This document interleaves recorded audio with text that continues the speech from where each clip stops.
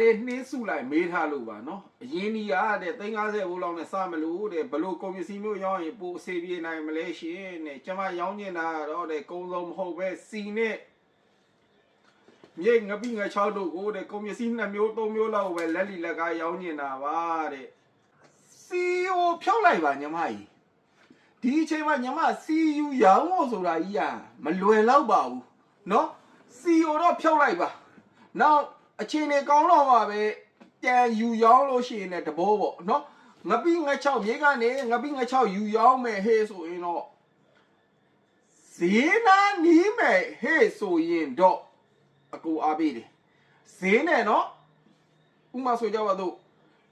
ကဲ့ရလားတလန်းကျော်လောက်လားအဲ့လောက်ဆိုရင်တော့အကူအားပေးပါတယ်အဲ့ဒါမှမဟုတ်ဘူးဆိုရင်တော့ငပိင6ကိုရက်ကွက်ထဲမှာရောင်းဖို့ဆိုတာကြီးကအစင်မပြေဘူးလားလို့အကောပြောတာချွင်းချက်ပါတယ်နော်အိမ်ကဈေးသားမှနီးလို့ရှိရင်ညမချလိုက်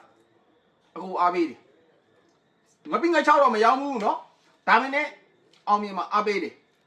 ချထဲလိုက်မဟုတ်ပဲလေအိမ်ကဈေးနဲ့လမ်းနဲ့ဟဲဆိုရင်ခံမဲပြောရမယ်ဆိုရင်3လမ်းလို့4လမ်းလောက်လို့ကွာဝါလိုက်လို့ရှိရင်တော့အာမပေးတော့ပါဘူး။ဒါလုပ်ငန်းတစ်ခုကိုစဉ်းစားတာပိုအဆင်ပြေပါလိမ့်မယ်နော်ညီမကြီးနော်